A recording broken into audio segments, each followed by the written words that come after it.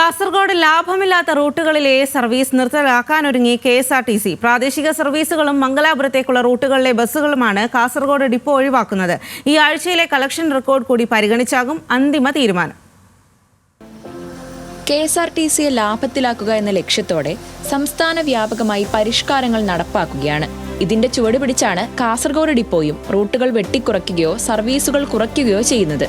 പ്രാദേശികമായി KSRTC മാത്രം service നടത്തുന്ന റൂട്ടുകളിൽ പോലും ബസ്സുകളുടെ എണ്ണം കുറയ്ക്കും. വർഷങ്ങൾ നീണ്ട നിയമ പോരാട്ടങ്ങൾക്കൊടുവിലായിരുന്നു മംഗലാപുരത്തേക്ക് പ്രൈവറ്റ് ബസ്സുകളെ മാറ്റി KSRTC മാത്രം സർവീസ് നടത്താൻ അനുമതി ലഭിച്ചത്. ദിനംപ്രതി ഒരു ബസ് 4 സർവീസുകളാണ് നടത്തിയിരുന്നത്. എന്നാൽ ചില സർവീസുകൾ ലാഭകരമല്ലെന്ന് കാട്ടി കുറയ്ക്കാനാണ് നീക്കം. പകൽ 11 മുതൽ വൈകിട്ട് 3 വരെയുള്ള സർവീസുകളാണ് വെട്ടിക്കുറയ്ക്കുന്നത്. എന്നാൽ കാഞ്ഞങ്ങാട്, പയ്യന്നൂർ ഡിപ്പോകളിൽ നിന്ന് മംഗലാപുരത്തേക്കുള്ള സർവീസുകൾ ലാഭത്തിലാണെന്നാണ് കണക്കുകൾ വ്യക്തമാക്കുന്നത്. രാജപുരം ഉൾപ്പെടെയുള്ള മലയോര മേഖലയിലെ ആളുകൾ കൂടുതൽ ആശ്രയിക്കുന്നത് KSRTCയെ തന്നെയാണ്. റൂട്ട് വെട്ടിക്കുറയ്ക്കുമ്പോൾ ഇവരാണ് പ്രതിസന്ധിയിലാവുക. സംസ്ഥാന വ്യാപകമായി KSRTCയുടെ 105 സർവീസുകൾ സ്വകാര്യവത്കരിച്ചിരിക്കുന്നു. അതിനു പിന്നാലെയാണ് പുതിയ തീരുമാനം. ഈ ആഴ്ചയിലെ കളക്ഷൻ കൂടി കണക്കിലെടുത്താണ് അന്തിമ തീരുമാനമെടുക്കുക. ന്യൂസ് മലയാളം, കാസർഗോഡ്.